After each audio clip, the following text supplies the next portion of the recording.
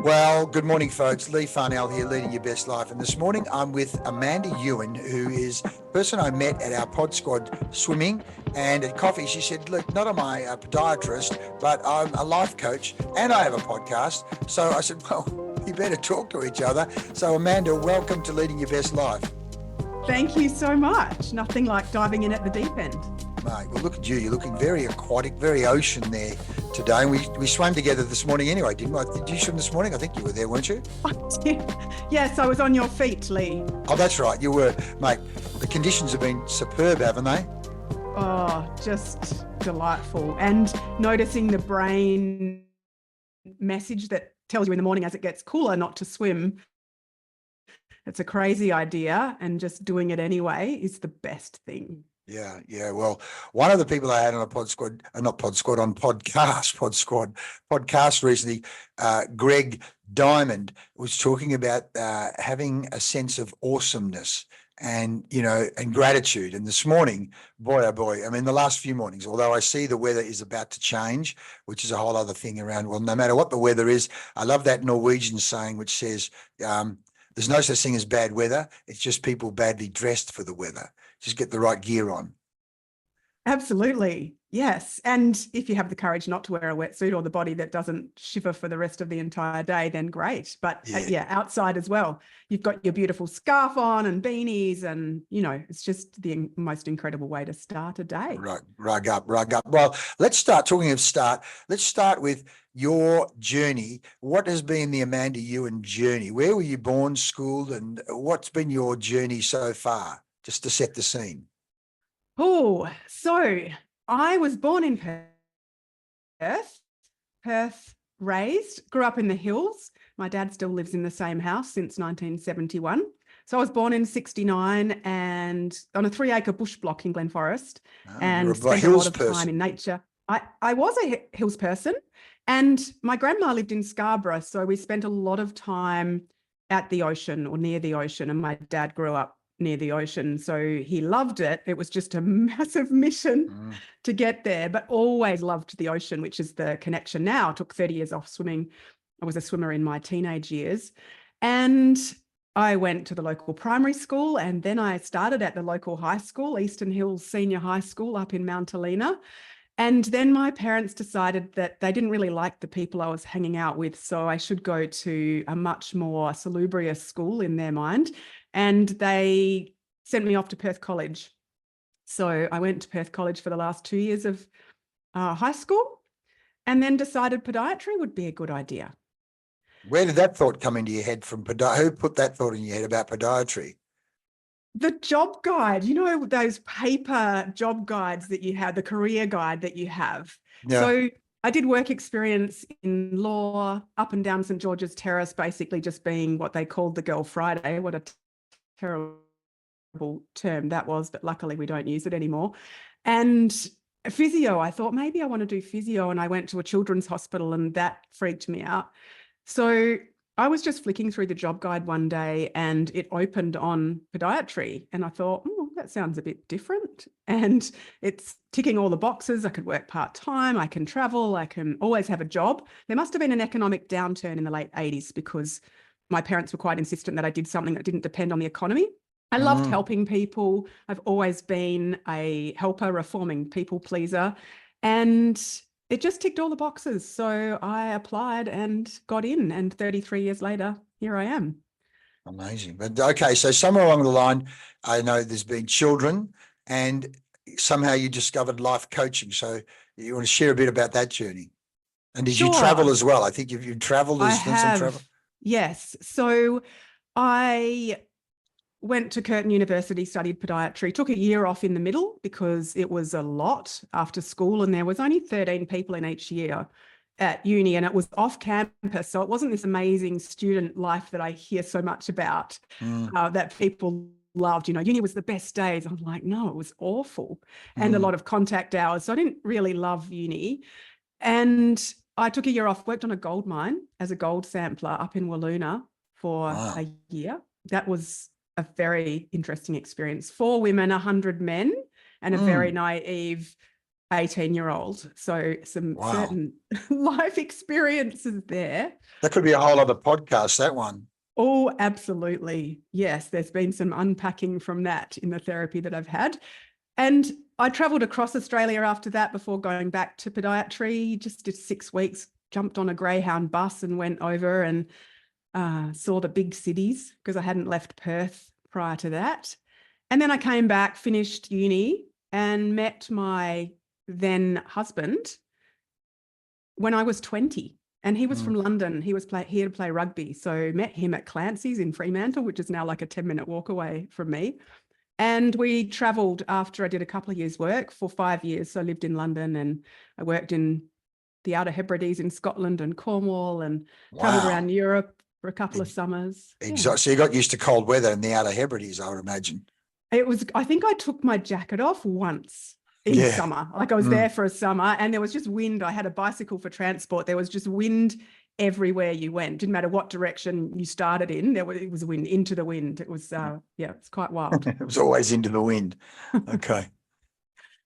So, travelled around Europe, went across to Eastern Europe in a combi van and did the Munich Beer Festival and the Heineken brewery. Everything revolved around alcohol then in my early 20s in Amsterdam. And then spent some time in Turkey, went across to America on the way home, 4 months traveling across America from Boston to LA via the Rockies, skiing and cross-country skiing and visiting national parks. And that was pretty cool. We bought a big Dodge Ram for $400 and slept in that and had heaps of fun. And then New Zealand was next, 4 months there, learnt about tramping and did heaps of hiking and a bit of hitchhiking and some crazy stuff there. And then Sydney for a year before driving around the top, coming back. And to sum it up, doing what the Aussies do, buying a block of land, building a house and having kids and starting the next chapter of life. Wow. There's an adventure there. Talk about life coach, life adventure. So what led to life coaching? How did you go from podiatry to life coaching? So I can remember sitting with clients. I had my own practice in Midland for a decade. And I remember probably in my early 30s thinking there's more to life than feet. I didn't get, this sounds like a disservice to my patients, but I didn't get sick of treating feet, but I just knew that there was more and I could help people in a different way. I just got really frustrated when people would come in. I'd see them quite regularly, week after week. They'd have pain. They wouldn't be doing anything about it. Their habits would stay the same. They'd be complaining about the same things and living what I'd call crazy busy lives that, I was too. And I just decided, I knew that there was more, but I just didn't know what. And then I moved up to Karratha. My ex-husband found work up there, not in the mines, but associated with that. And there was so much more opportunity. I started a podiatry practice there. And the catalyst, Lee, was losing my mum. So my mum died suddenly 11 years ago. And we've been in Karratha for 2 years. And she dropped dead of a stroke at 69, completely healthy on the outside, no medication, was still working and just died. I was in the middle of Karijini National Park when we found out. The ranger had to come with a satellite phone and say, your sisters have been contacting you. That's a whole nother story. And in the next year, I started to look at my life and I was packing it with everything and I was almost emulating my mum's life. And I thought that's what you needed to do for success. And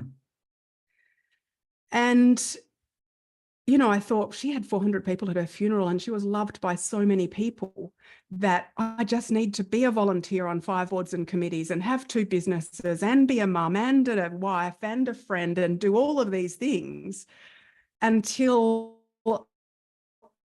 I burnt out. Really just lost the ability. I was mountain bike racing and coaching and my body just said, no, we're not doing this anymore. And I was lucky it wasn't severe.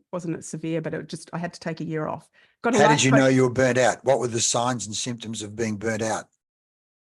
Complete exhaustion, just absolutely exhausted, and going to all these medical practitioners to find the answers. And a naturopath did a study and said, you've got adrenal fatigue and you can't exercise for probably the next year, getting your heart rate up above 100.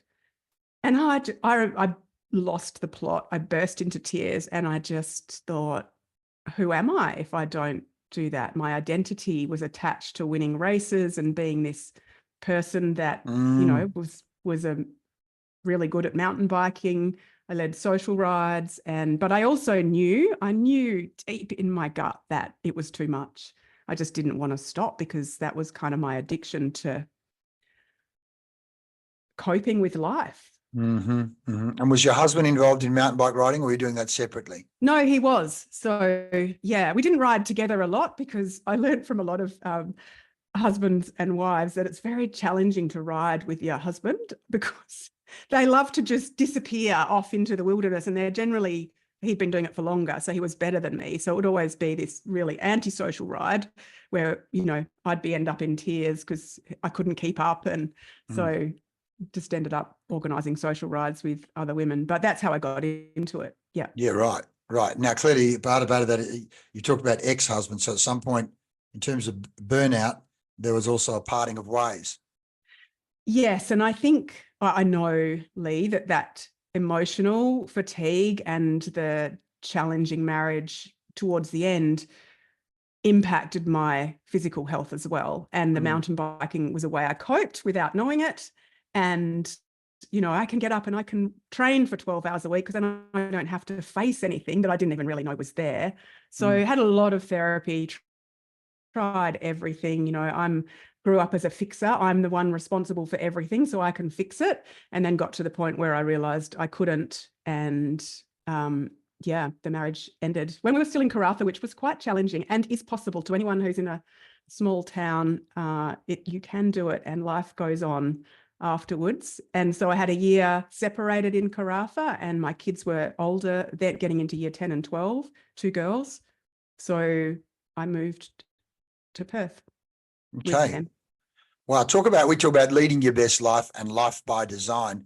So straight away, we often also say about crucial conversations, where a conversation with your parents was either going to, you know, get a job or get a career that's not affected by the economy. You know, so it's just like bang, that one conversation sets you on a path in terms of, you know, life by design, a conscious design.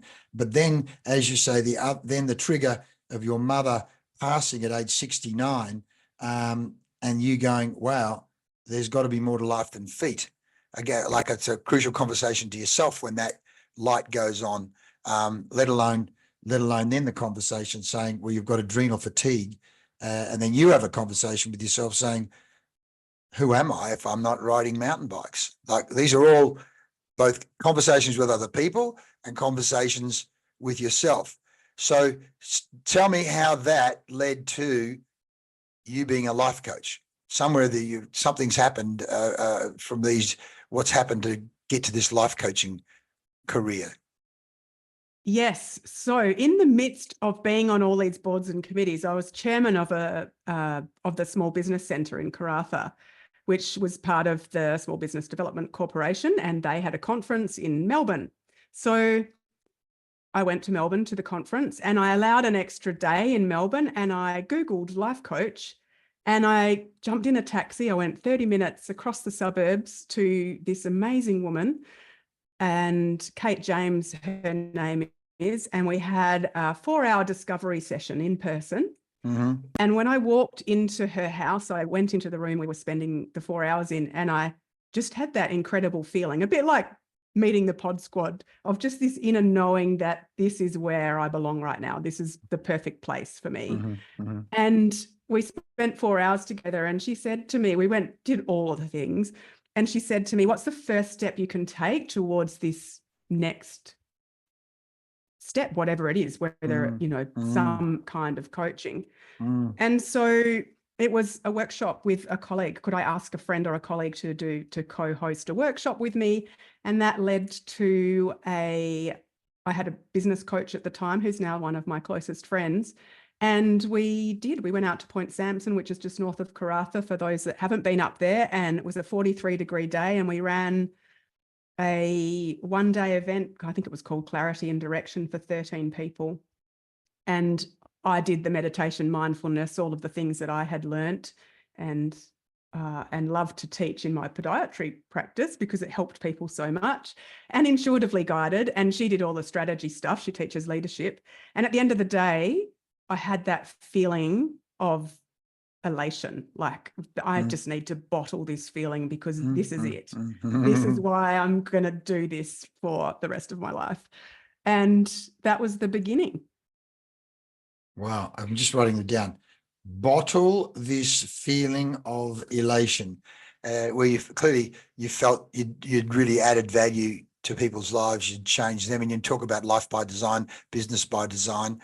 And interestingly, what we do in our PDC business is we talk about the importance of organizational development, systems, structures, strategy, but also personal development in terms of the inner world, goals, visualization, meditation, belief systems, putting the two together. And we've done that literally since 1985, when we were changing the culture of Australian telecom. The people on my team, or the team that I was with, said, we have to combine organizational development with personal development.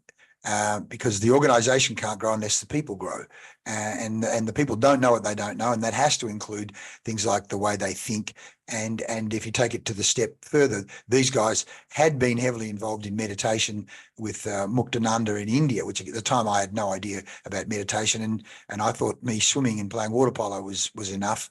But clearly, over the years, I've learned that meditation and yoga plays a whole other role, which we may get to here. So you ran that workshop, and obviously, as you say, you discovered you'd been doing mindfulness and meditation yourself.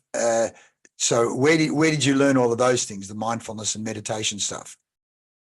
So the mindfulness just came along with learning meditation, I think, and I have you can't see the library there, massive library of personal development books and now a massive library on Audible that I listen to consistently. Right. And some workshops that I went to, but I did a meditation course here in Perth with Eric Harrison, who has now retired.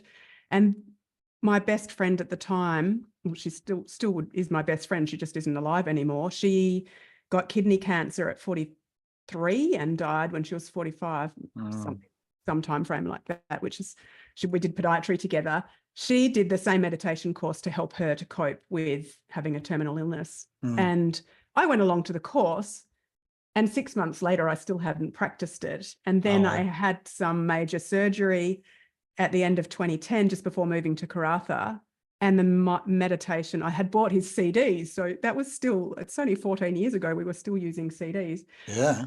And I don't know how I would have got through that time if I hadn't had a meditation practice, because I was on the couch for pretty much 5 weeks, and that helped me so much with pain and with coping with the stillness, because I'd never been able to be still. Well, there you are. Talk about life and the universe presenting you with a challenge. Here you are saying, I've got to keep mountain bike riding because that's who I am. And then the universe has said, no, let's learn what happens when you don't do mountain bike riding. That, you're reminding me, Sadhguru is saying, you're more than this body, you're more than this mind, and you're more than mountain bike riding. It's like a mate of mine in Sydney was going through stomach cancer treatment, and he was going to lose his hair. And I know all along he's been so proud of his hair.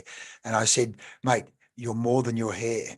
And I knew that that thought alone was a shock to him. Really? You sure? You sure I'm more than my hair? And of course, he's realized on the other side of it, he's lost his hair and it's now growing back again, that, yeah, it's just hair. But again, what we attach ourselves to and our identity is so critical, isn't it? So let's talk about that for a second.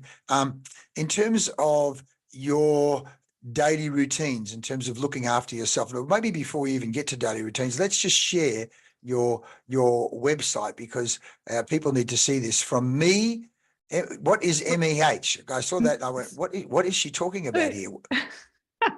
You're clearly not my target market, but no. Lee, but from meh. So that meh feeling that just when you just feel like there is something wrong and I don't know what it Meh. is, but I Okay, shouldn't be meh. feeling like this. That's Okay, right. okay.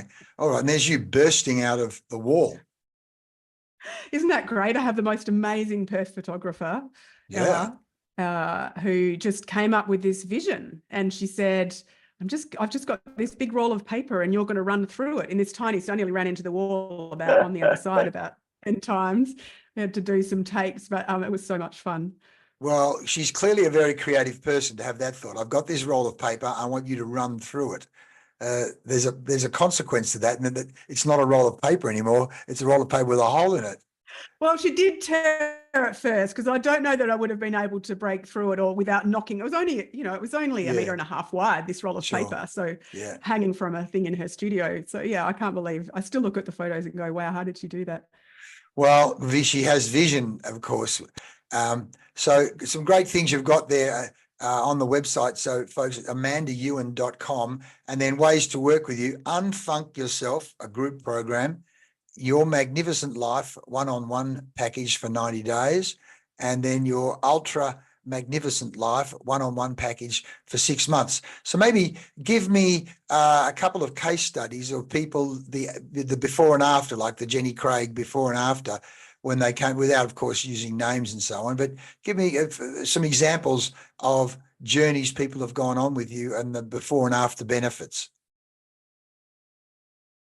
So generally when they come to me, some of them don't even really know they're asking for help. They just know that there's something more, and that, that feeling of, I should be happy with what I've got, but I'm not. And I don't know what's wrong with me. Am I depressed? I make sure we cover those bases and see a professional if that's the case. Often they've had therapy, or they're just not ready for therapy or counseling, and they want some accountability and guidance and direction. So there's two standouts with my one-on-one coaching, and one was in corporate and one had a photography business. And the one in corporate, she is in the UK, working with a global company for 23 years, and had become institutionalized. And she heard me use that word. I've also worked with people that have been in education and didn't want to teach anymore, but moved into management roles. They come and they're pretty burnt out, or, trying to overcome it and not go there again. And they can't imagine a life outside that. But in that institutionalization, they have also completely lost themselves and can't even remember what it's like to have fun. So what do you like to do for fun? I would ask them, and they'd be like, I don't know. I just work and I look after my family, whether it's elderly parents or their kids, partner. And they can't even remember. So, but they don't know that that's their problem. So they don't know they really need more fun and play in life to be able to live presently. And they definitely can't be still, but they don't know that that's the solution either. So, but they're just like, I just need some confidence and courage to change. And what does that look like? What are the steps I need to take to leave this job? Because I can't imagine doing it until I retire. And then we get clear on values to start with, which they don't even know what they are usually. Get clear on your values, use that to help with decision making. Let's look at what you love to do. Use a lot of visualization that you mentioned, back in 85, having the vision to use that is incredible. Because often what we think we should do isn't what we need or what our body wants for us. Yeah. And of course, people can only make decisions based on what they know. So they don't know what they don't know. I mean, the concept of visualization or meditation or vagus nerve or breathing or calming down, where is that taught? It's not taught in, you'll learn more about the Great Wall of China than you will at school than any of those things that we've just spoken about, Pythagoras' theory, you'll learn about that before, and right angles before you learn about the inner world. In fact, the inner world. So what we do, and what we know with our men's mental health work, is 40% of men have never talked to anyone about what's going on inside them. So when you start talking about these things, what are your values, or when did you last have fun, or what do you do for fun? As you say, one, institutionalization. We used to talk about the learned helplessness experiments of in large organizations, particularly, in education and health in particular. We've worked in both those cultures.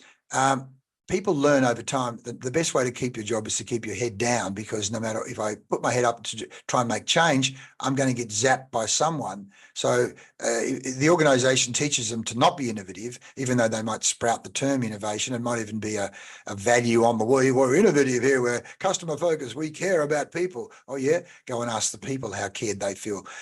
So because they're getting zapped when they try and either spend money, make a decision. Somebody's going to bully them.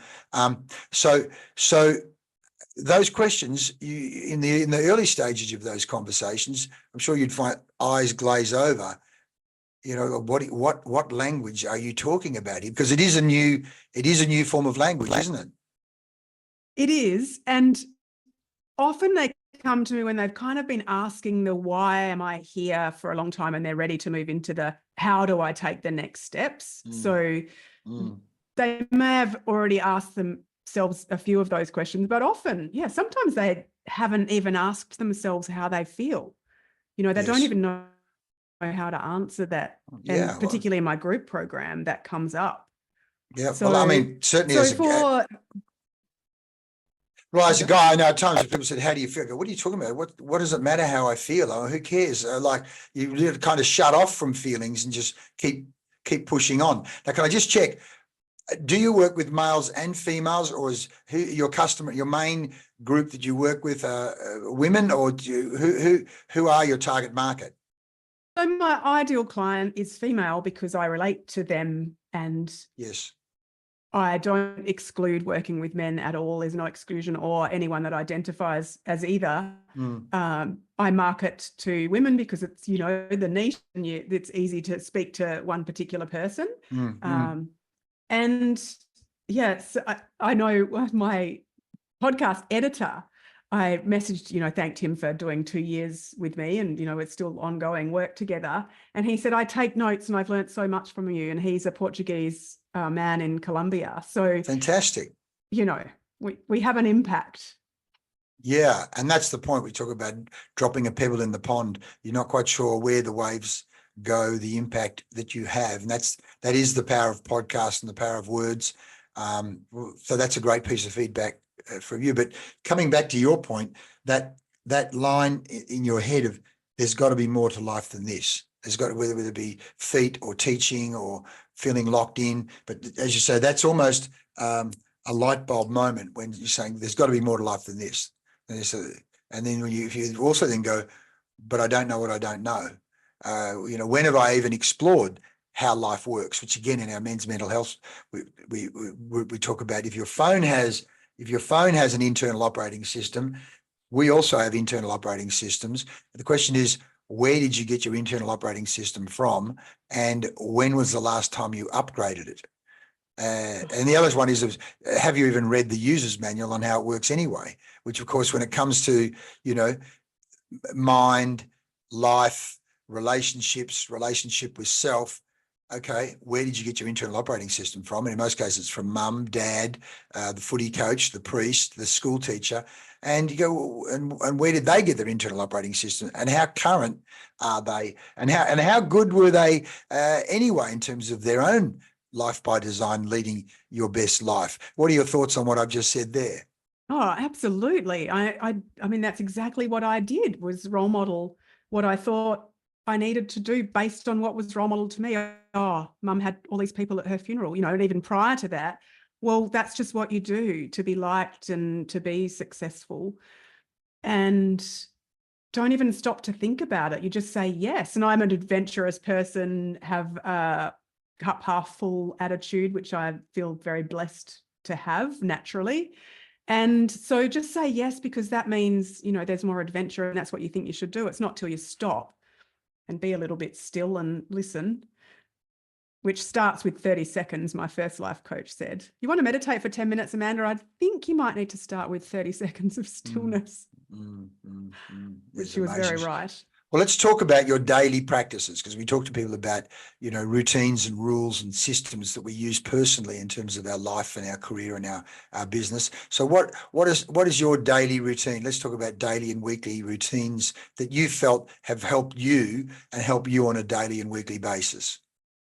So, Lee, it's interesting. Can I just quickly let you know the outcome of that institutionalized client? So Please do. Sorry, we kind of drifted off that. Yeah. That's all right. I just know if I was listening, I'd be like, but what happened? What was the outcome? Where's that? I want the outcome. Exactly. Close the loop. So she discovered what did bring her joy and she rediscovered what she loved to do, and would make time outside work because she was just filling everything with what she was working 70 to 80 hours a week, and then realized where she was using work as an excuse almost, and I have to show up. And she learned more about her way of doing things, why she was doing things, and then just learned to be still, have more fun, what did really light her up, and then how could she leave, an exit strategy, which she came up with herself. I never tell anyone they need to leave. They don't have to make big changes because it's often that day to day, which we're just about to beautifully segue into. That is where the change comes. You don't have to leave your job or your marriage or you get a bigger home or wait till the kids leave home to live that life by design. It can start with the simplest things, which leads me to my daily ritual. Yes. So what are they? So I prefer the word ritual to routine. I'm a big avoider of routine because it freaks me out. And potentially that means I need to have more of one.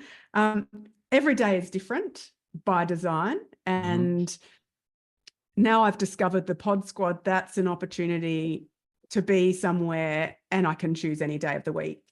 So I bounce out of bed mostly.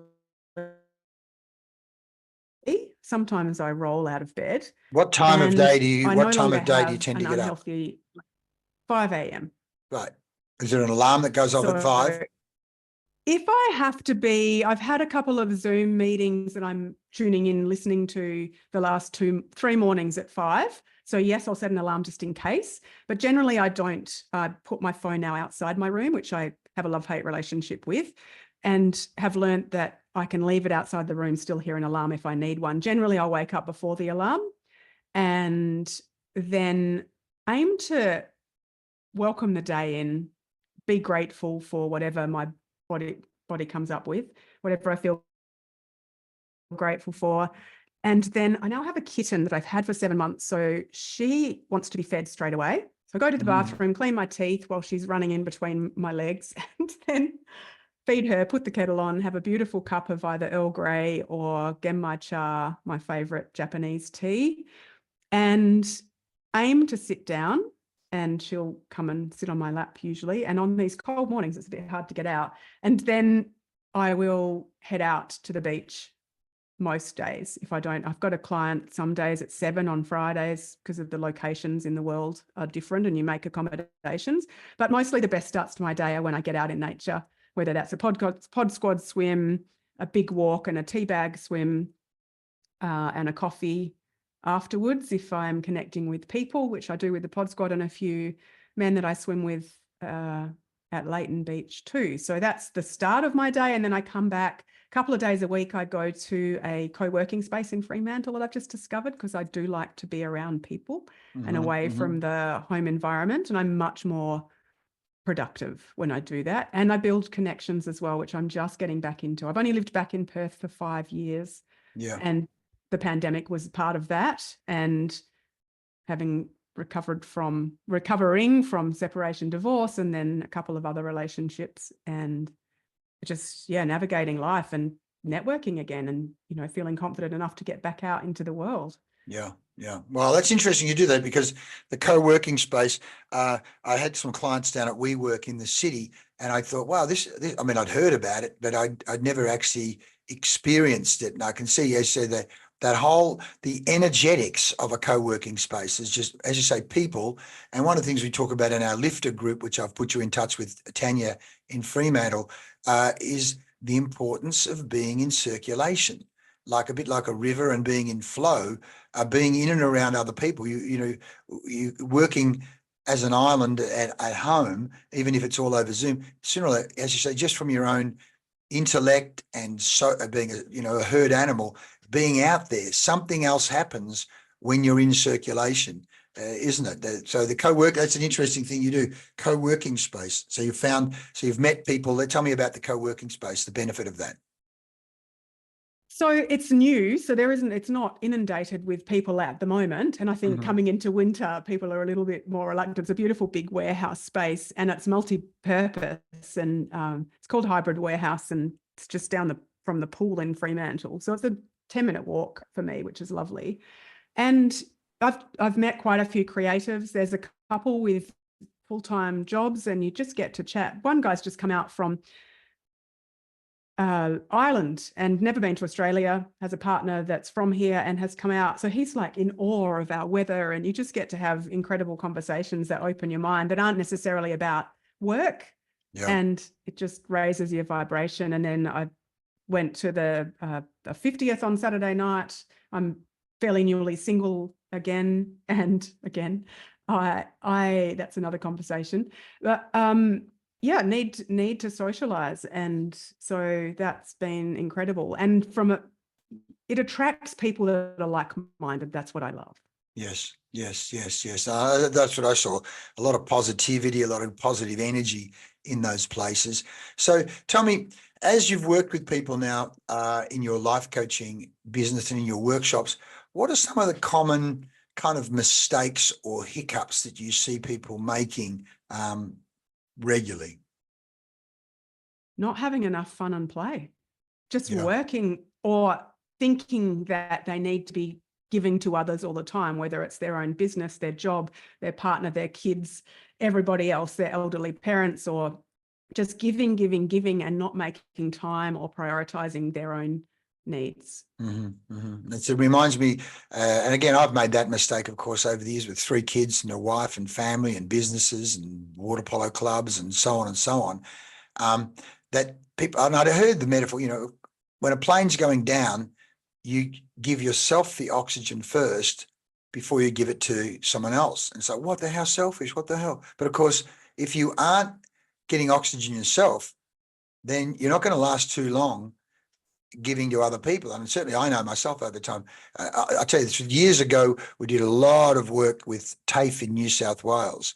And we were literally, myself and my business partner were flying out of Perth Sunday lunchtime, getting in the car in Sydney, driving to Newcastle, and then running a 3-day workshop, Monday, Tuesday, Wednesday. And then the people from the previous group 6 weeks before would then come in and we'd do a 2-day follow-up. So it was 5 days. Then we'd get in the car on a Friday night, drive back down to Sydney, get on a plane, fly back to Perth. And then because I'd been away all week, I felt so guilty. I think Saturday morning was like netball with the girls. And then there was something else. And then I'd want to swim with my water polo mates before the netball. And then we wanted to go out and see our friends. And then James, my son, had soccer the next morning on Sunday, and I want to help with the goals, or help with refereeing, and then do that, and then get back in the car and go back.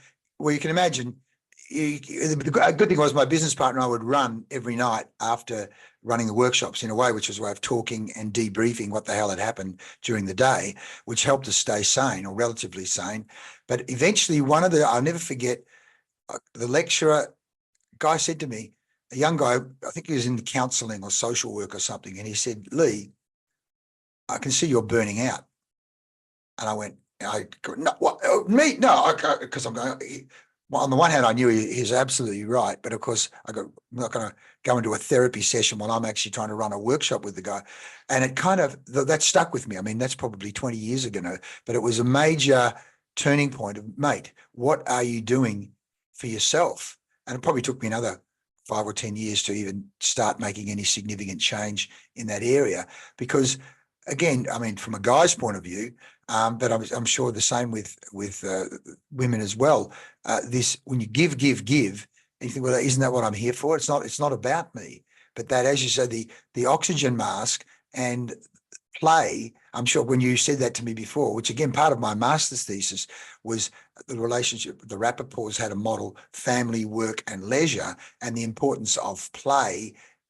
And as you say, doing things that you love doing, and that could be church group, and it could be meditation, or it could be playing guitar, but to replenish your own energy, not the least of which we say is if the only identity, and we used to talk about air in the life raft, came out of work or even out of family, but let's say work, which in a lot of people's cases, when that float goes and you don't have leisure, and if you haven't invested in family, you don't have family, where will you sink? And I certainly saw that in friends of mine, everything from mental health issues to even attempts at suicide. So what are some of the recommendations you make for people, and what may be some processes or exercises you get them to do to discover how to have fun, or to remember how to have fun? What are some of the things you recommend for them?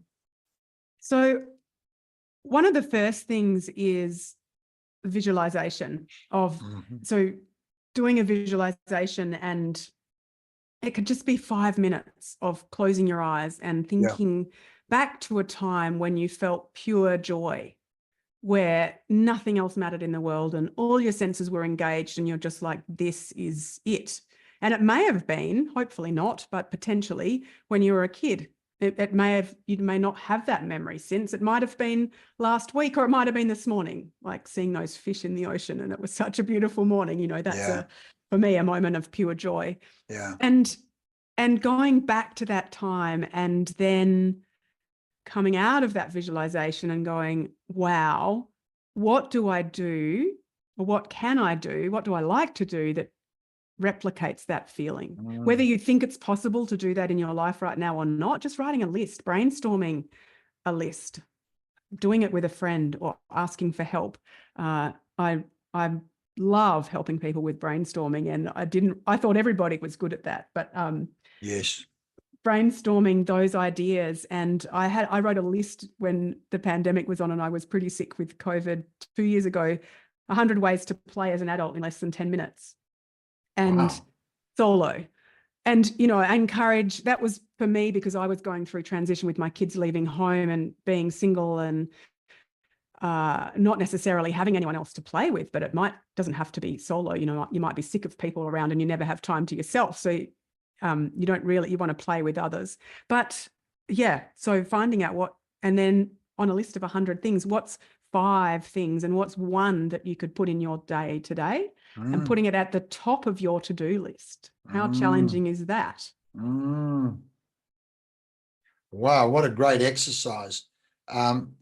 So that list, so if you publish that 100 ways to play as an adult, I mean, there's a product for you there straight away if you haven't already done it. I have as a freebie. Yeah. So that's out there available, and scary for some people. They're like, just give me a list of 10, but you choose, and there's some fun things like scratching and sniffing a lemon, having a bowl of lemons in the kitchen, and then just picking one up when you're feeling so overwhelmed, just picking it up, breaking the skin and smelling it, and just, it's a reset where, breath work is amazing, but we forget if we're doing something physical, picking up a lemon, we see it, we're reminded, picking up a lemon, sniffing it, bringing that moment of, it might be 3 seconds where you're just not thinking about anything else. Right, that's fantastic. I mean, the moment you said that, you made me think of, well, what I just remember moments of pure joy. Certainly, as you say, swimming in the mornings, some of those sunrises recently have been just incredible. But I recalled back, I say to people, we used to go down to Esperance, and I'd surf in the morning with my son and my mate, and we'd all be at the beach in Esperance. And then I'd be riding horses in the afternoon with my friends who had horses down there. And I remember racing through the sand dunes on the back of this horse, and thinking, this is bliss, surfing in the morning and horse riding in the afternoon. And in fact, I came at Wendy, the woman I used to ride with down there, with my mate Ian's wife. We bumped into them down the beach the other day, and she says, Lee, I'm bragging here. She said that horse never went so fast as when you were on its back. It loved you riding it. I went, oh my God, Wendy, flattery like that will get you everywhere. But that for me was a moment of pure joy. But simple things I do during the day, it might be playing guitar. You know, I've got the guitars out downstairs and I'll just do 5 minutes, 10 minutes, 15, 20 minutes, depending, and sometimes loud and sometimes not so loud. But as you say, the moments of reset are so important. And having those tools and vehicles to be able to do that. Because one of the guys in the Blokes Talk Beachside, one of the co-founders, Paul, talked about working, training hard as an Iron Man, working, and then for some reason they got rid of him at work, and he was completely shattered. He's lost, absolutely lost, and of course these days he's founded Cottesloe Crooners, a men's choir, and a whole lot of bucket list groups, but. In the absence of a strategy, people can get very lost. Well, as you said, who am I? And who am I? And there's surely more to life than this, which again comes back to why have a coach, which is, well, let's talk about that, because I've certainly written papers on that, because people might say, why would I need a coach? So I suppose, let me ask you, when someone says to you, why would I need a coach? What would you say? A life coach in particular. Everybody could benefit from one. I think the world would be such a better place. And why? Because it's someone who is on your side for you, rooting for you, an accountability partner, someone to go blah to without any judgment, any need for reciprocation. So you can talk to a friend, your partner, you know, other people in your life, but you've always got to listen to them and, you know, with their response as well. When a coach is someone who is there for you, has the tools and strategies from, you know, their studies, their learnings and their life experience, and working with others as well, to be able to help you find the answers to the questions you already have. You already know the answers. Sorry, you don't know the answers to, you have all within you, but you have a coach to help you extract those answers. Absolutely. Well, as you say, one, you know, as I think about it, friends, we say birds of a feather flock together. So most of your friends are going to be similarly like-minded. So they're going to come from roughly the same box as you are. Whereas, as you say, you want someone who's able to think outside the box. We say people don't know what they don't know. Your friends don't know what they don't know. And not only that, your friends, as you say, you've got to listen to that you share your problems, then you've got to listen to them. But more to the point, they don't necessarily have the coaching or the educare skills, the educing skills, because in the absence of any training, the friend is going, well, what you need to do is, buddy, wake up to yourself, and what you need to do is, and let me tell you what I did so that you know, and it's like, well, one, I'm not just, you know, like we say, as you know, coaching isn't telling, coaching is educing. As Galileo said, you know, you cannot teach a person anything. You can only help them discover for themselves. So part of the coaching process is a facilitation, helping the person discover for themselves. And in most cases, a friend, unless they're highly skilled, is literally going to do that. Well, what I did was, and what you need to do is, or what my father did was, and it's a telling exercise, not a coaching exercise. What are your comments and responses to that? What are your thoughts there? Oh, I absolutely agree with you. And it's just so true. And the other thing is, change is much more likely to happen when it's intrinsically driven. So someone else can tell you what to do. I can tell you what I think you should do, although I might have that in my head. But until you've deduced the process, I had a call with a client this morning who wants to get back into her morning rituals, going to the gym, eating better, working less, all the things, but it's so overwhelming for her to begin. I could say, okay, so all you need to do is get up at 7, it's her choice. Get up at 7, I could give her a whole list, but she's very unlikely to do it unless it's intrinsically driven. So what's the first step? The first step, I want to have 30 minutes before I start work. And that's it. You just need to make the tiny little changes. And so, yeah, I totally agree. And an analogy, a podiatry analogy for you, Lee, came up with a client who I've been seeing trying to fix his heel pain, and it's just niggling and very challenging, on his feet all the time. And every time he comes in, he says, "Oh, someone told me to do this. Someone told me to do this. What do you think about this?" Like he's telling people because it's on his face at work. You know, people are seeing his pain. "Oh yeah, I had that and I did this. You need to do this." And it's not helping. But he has Not only that, he sounds auditory in that because someone's told him, it's resonated with him, you know, that the NLP in terms of visual, auditory, kinesthetic. I'm a bit the same sometimes. If someone says, it really sticks because so I remember a quote from an affirmation from Tom Hopkins, the sales trainer. He actually had a series of affirmations on a plastic card that you'd hang in the shower. And the first affirmation was, never take advice from anyone more messed up than you are.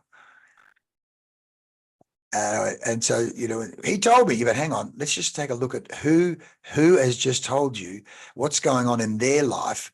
Has that worked for them? So just talk about knowledge sources, because as you say, you've got a library of books there. What are some of the books that you are either reading now or that you recommend people read if they want to lead their best life and, you know, jump out of bed in the morning the way you suggest they do? That's a fabulous question. And the answer isn't the Miracle Morning, because I believe that everybody has their own guide, and that I felt like there is some wisdom in that. The first book that came to mind is Soundtracks by John Acuff, which talks about the stories in our head and the soundtracks that we have and the negative bias. Yeah. And he's very animated. I listen to Audible, and I really got a lot out of that book. And he may not be someone many people have heard of. And the other one's Big Magic is a gold. I mean, playing more in your life, having more space, doing less means you can be more creative. And Big Magic by Elizabeth Gilbert is a fabulous book about the ideas that come to you. And if you don't action them, you'll be the one saying, that was my idea, when someone else has decided to bring it into life. That's my biggest takeaway from that one. I adore Brene Brown's books, and I get a lot from podcasts as well, Jay Shetty and Tim Ferriss. Yeah.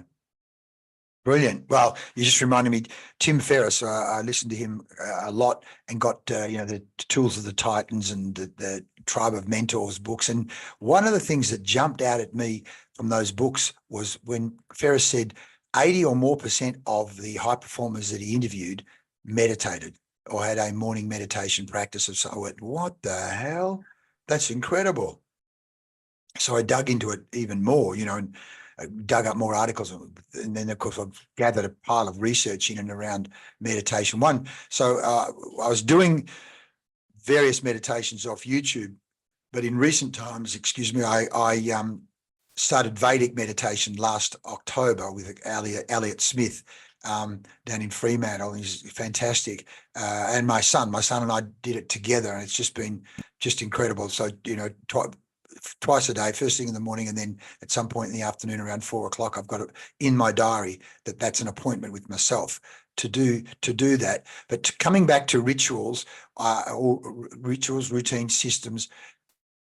One, you're reading, they're the books. What are your reading rituals? Because we say leaders are readers, and obviously coaches are readers. So you consume it by a hardcover book in bed, you sit in a chair, you listen to Audible while you're walking, a combination of that. I love asking people their reading strategies. I listen to non-fiction. I nearly always listen to. I find fiction the opposite. So I read fiction just more recently in bed for maybe 10 minutes before I go to sleep. I sometimes pick it up during the day. I'll have it on the coffee table.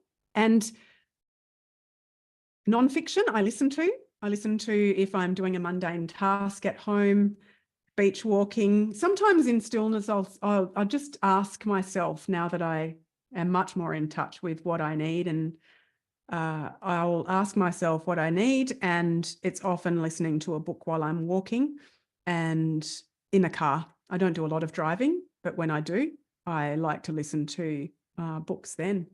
Fantastic. Because I just love, because, you know, everything from Elon Musk saying as a youngster, he basically read the library dry. Warren Buffett said roughly the same thing. Bill Gates walking around with a shopping bag with 6 or 8 or 10 books in it. These people are just incredible readers. One of my directors of Lifter, James Sutherland, has a goal of reading a book a week. It's like, whoa. And I just see this.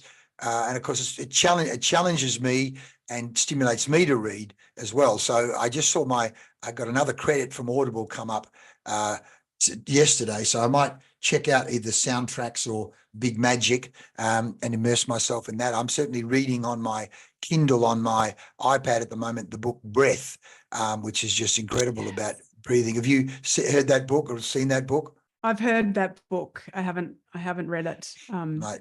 Well, it reinforced information I got around taping, using surgical tape to breathe through my nose at night. And I've got to say, it's just incredible because I've had sleep apnea for so long and then got sick of the machine. And then it came at the right time. One of the fellows that spoke at our Blokes Talk Beachside mentioned this taping thing. What the hell is he talking about? And then all the data that's come up out of it. And of course, the yogic people that I've spoken to in the last couple of weeks on podcasts talking about nose breathing and nitrogen and all the importance of it's just, I learned so much myself on these podcasts. So thanks for that. So before we move into any home straight, Amanda, is there anything we haven't covered that or a question you'd like me to ask you before we move into the home straight? Yes. Ask me about the relationships I had post-marriage or what led to that, because I think I've been navigating some major change. I used to think I didn't really have a story until the last 5 years. Wow. Well, that clearly sounds like a story. You've touched on it at the coffee shop with me. So let's do that. What the hell has happened since you parted with your husband? So I had just over a year of contemplation and reflection. And in that time, you know, became friends with some different, you lose a lot of who you think are friends that, you know, I found that myself going through the same marriage separation.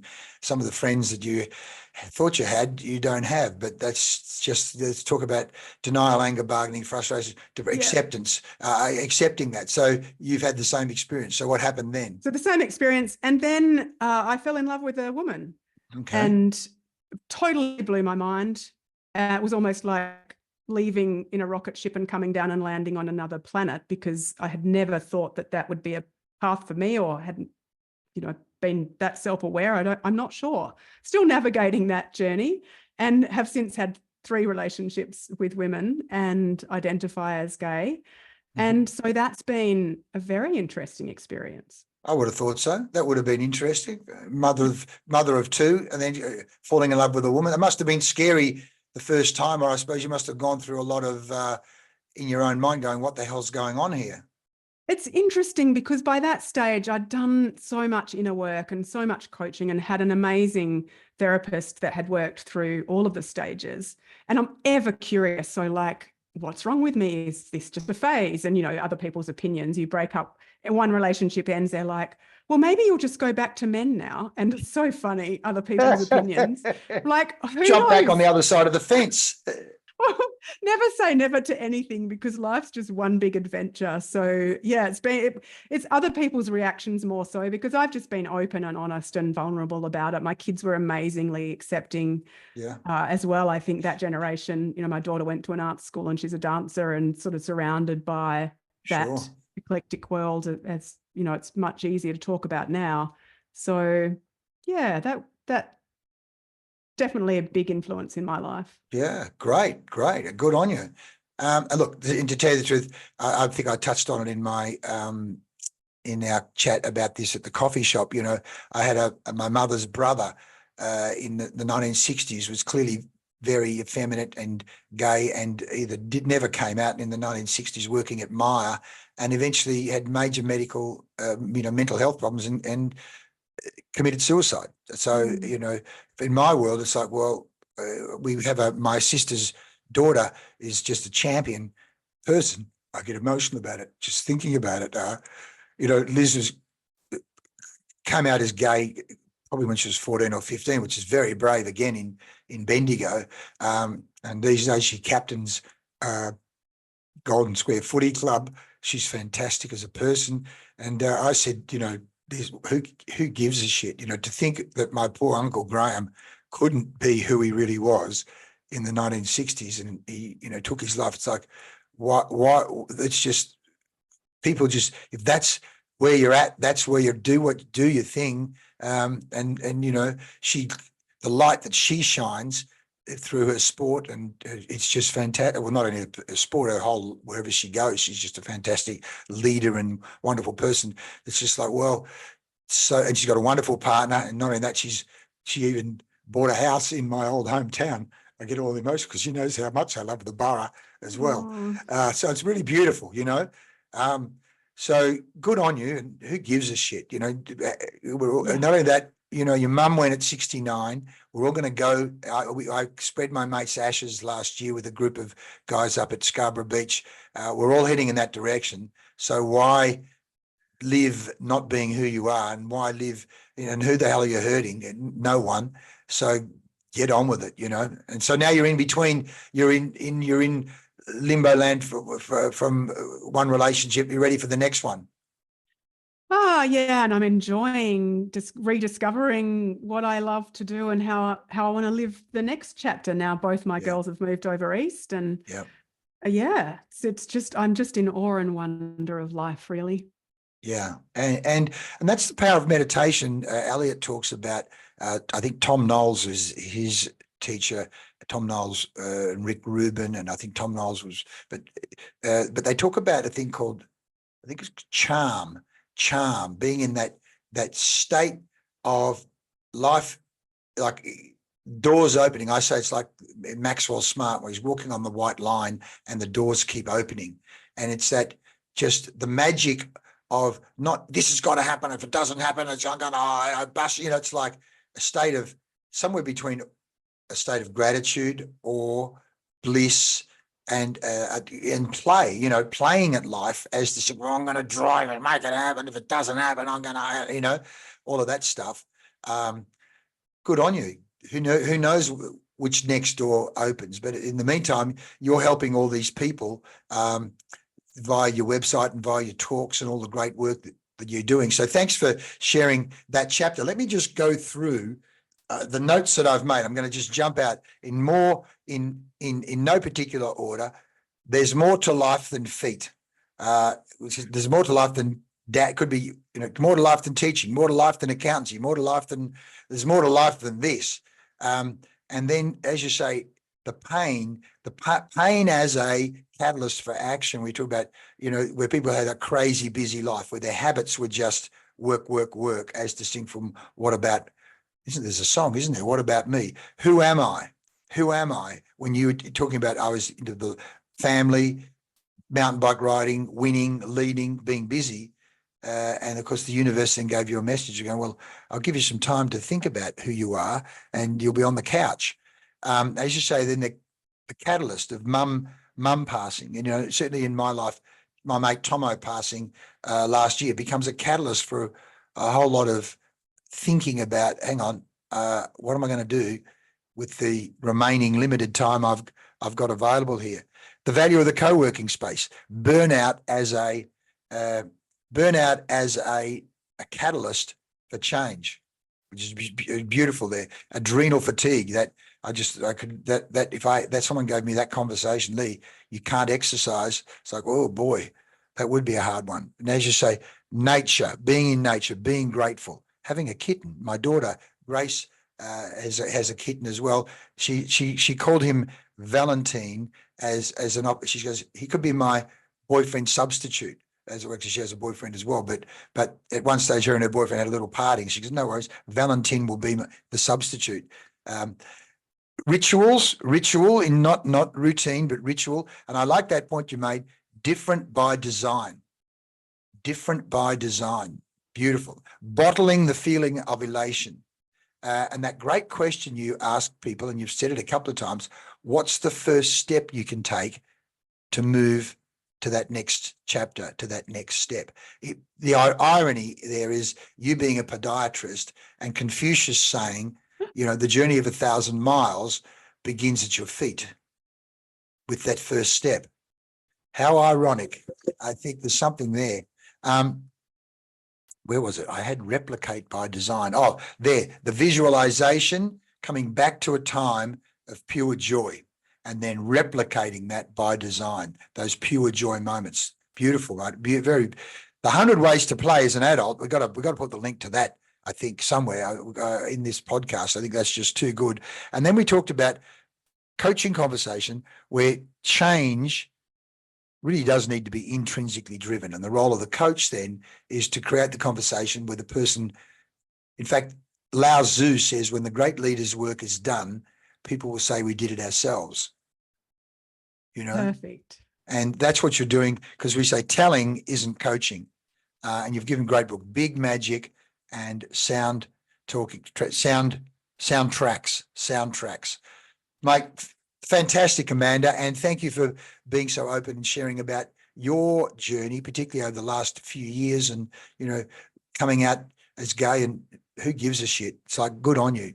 Do it. Absolutely. It's not an identity at all. I just know that it helps people. It's just permission when you hear someone else has gone through something or experience. We all experience so much, and we talk about that at coffee. Yes. Everybody has something going on. Oh my God, everyone's going through something. And I thought I saw somewhere, I think, was it on your website or somewhere, there was a butterfly, the metaphor of there it is, there it is butterflies. Yes, that whole concept of evolving, the caterpillar becoming a butterfly. And as someone once said, once you become the butterfly cannot go back to being a caterpillar. That's the evolutionary process. And really one of the things the yoga guys have talked about, it's about evolution and expanding. I love alliteration, but evolution, expanding, and life energy, and exploring, doing all those things that you're doing. So, Amanda, is there anything you'd like to say before we wind up? There is one thing. I always love to say something else. If all of those things sound a little bit overwhelming, one of the questions that it's a beautiful question to ponder, and it comes back to when you were saying sometimes we don't even know what we're feeling, but how do you want to feel? Ask that question, journal on that, or ask a friend, see what comes up for other people. How do you want to feel? And asking that for yourself when you're not sure what your purpose is and you don't like your job or where you're at in life. How do you actually want to feel? And that can be a beautiful first step. It's a wonderful question. And I come back to Tony Robbins and NLP. A lot of the stuff we do is based on NLP as a framework. And the quality of your life is determined by the quality of the questions you ask. The quality of your life is determined by the quality of the questions you ask, which reminds me of one of the final questions I like to ask people is, what does the future look like for Amanda Ewin? The future is more joy, fun, and play. And the more people I can help have that in life, I think we just are going to change the trajectory of this frenzied world we live in. And someone used that word at coffee the other day after Pod Squad, this frenzied world that's just getting busier, and we need to slow down because it's not looking good otherwise. So I want to be able to help more people have more fun and play myself, and just keep pushing the doors open when one closes, and see the magic that happens, and just completely live in awe and wonder. Fantastic. It really is about life by design. We talk about, leading your best life, but it's life by design and all the great things that you're doing. Amanda, thank you so much for spending time with us today. And let's share this podcast far and wide, and let's help you have not only create the future for you, but in doing so, as you say, changing lives one person at a time. That's how we change the world, one person at a time, one thought at a time, one conversation at a time. And this podcast here will create ripples for all sorts of people, including you and I. So thanks so much for your time, and I'll see you at Pod Squad very soon. Thank you. Namaste, as they say. All the best. Bye.